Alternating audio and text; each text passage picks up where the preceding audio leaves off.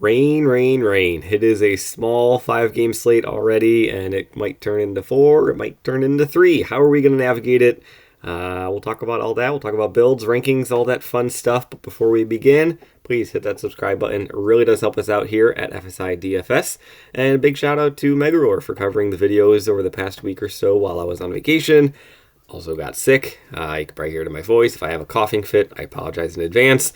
And also a big thanks to Matt Mandoa, who's also been assisting with us throughout the MLB season, providing GPP cores and showdowns, all the great fun stuff. So if you want to come join us, all the link is down in the descriptions. All the links are down in the description below.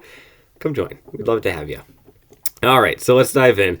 Already mentioned rain. It's going to be a big issue. Cincinnati, Detroit, and I'm not a meteorologist. I'm looking at this the night before the slate as well. My phone app for both of these cities is saying 70 to 75% chance of rain all day long. I don't know what these teams plan to do. I don't know if they plan, because they got to, I don't know what they want to do. They got to travel, but it's looking ugly. We'll still talk about it. I think there's still a way to have some very nice builds without these two games. However, if you get rid of these two games, you're getting rid of Lopez, Skubal, and Peralta. And next thing you know, you got Allen Winans as your SP2. Yikes. That's nothing against Winans. Like, he's a fine pitcher. He's just not a guy that I'd be super excited about being like the number 2 rated pitcher on the entire slate. So, Lopez, Skubal. Skubal's going to be my number 1. We'll talk about it as if rain doesn't exist. Skubal's going to be the SP1.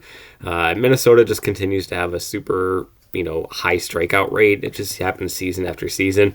And Skubal has been arguably one of the best pitchers in baseball to start this young year.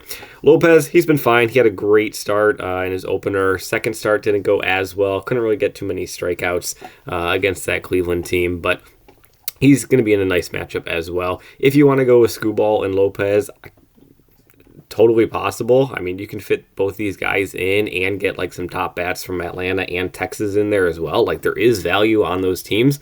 And we'll talk about that later in the video. I'll show you kind of like where that build would where that build would lie. But yeah, so those are going to be your top 2 pitchers for sure. Peralta, he's more of a GPP play, but he's still going to be a top pitcher, in this mid-tier if they do play. It's always some hesitation playing pitchers in Cincinnati in that small ballpark.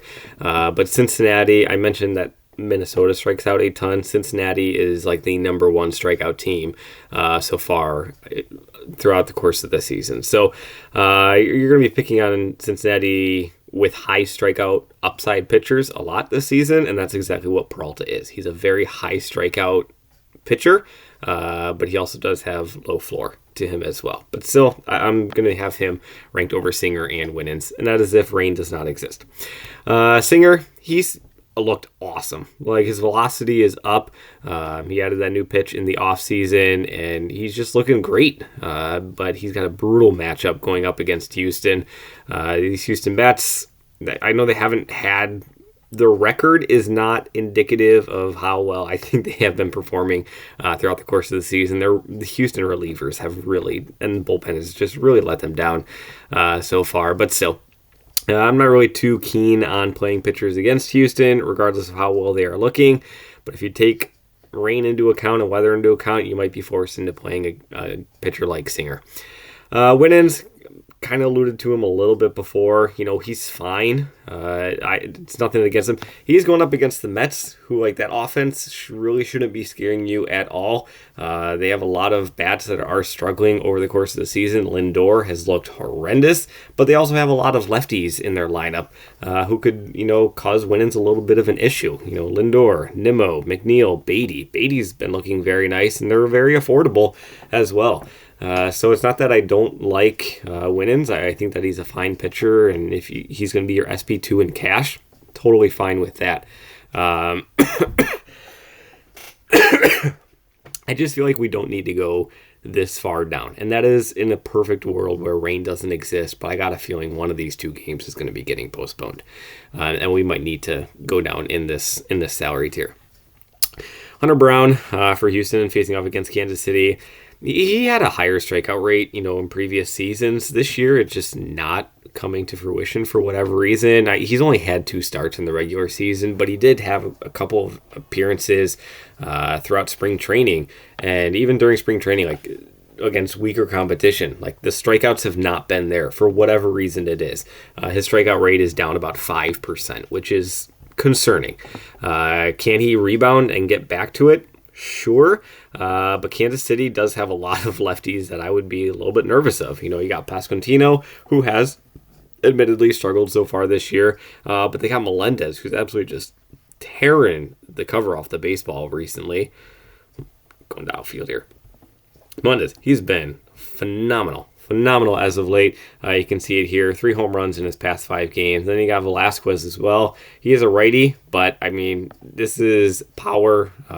This is batting average, speed on the bases with Kansas City as well is a serious concern.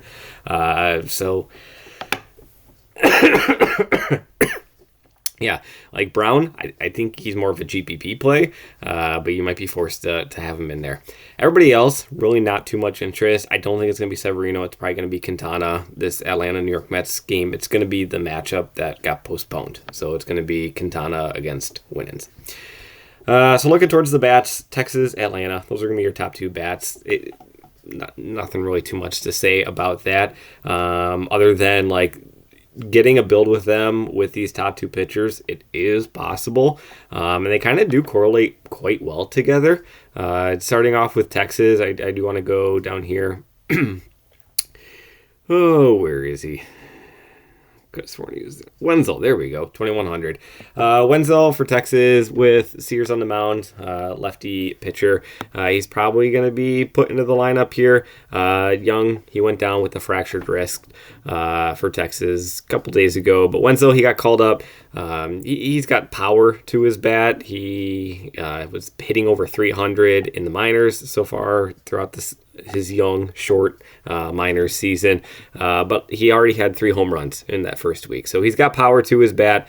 He's going to be batting lower in the lineup, obviously, more like that 7-8 position. But still, one of the best offenses on the slate, near min price. You're going to have some interest in it, regardless of where he's batting in the lineup. So Wenzel is there. Other Texas guys that I'm going to have certainly interest in. Garcia is going to be number 1. I could totally understand having interest in Langford as well. Don't want to put those guys in. Let's see, who's another cheap guy? Duran. Could he slot into the lineup? Nice righty-lefty matchup in there as well. He could maybe get there at 2.7K. Semion's going to be, a Texas battle I'm going to have an interest in. But I mentioned how they do pair well with Atlanta. You need a shortstop here. Arcia, 3.7K, sub 4K bat, very affordable. He's hitting nearly 400 so far to start the year. So he doesn't have any really home run upside at all. Doesn't really have much stolen base upside either. But he is going to be getting on base. He is going to get hits. He's kind of right in that 6-7 spot in the order. So those guys ahead of him, he might get up with 2 men on base. Well, 3 men on base, who knows? And then he can drive in some RBIs. Hasn't happened as much as we would like so far this season. It is pretty incredible that he's hitting almost 400 and only has 2 RBIs on that lineup.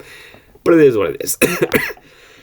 But you can see, really quickly, like I was mentioning, there is value out here in Texas and in Atlanta that you could go and get some powerful bats with these top-tier pitchers. Say these these 2 games rain out, and now you're stuck with guys like Singer and guys like Winans.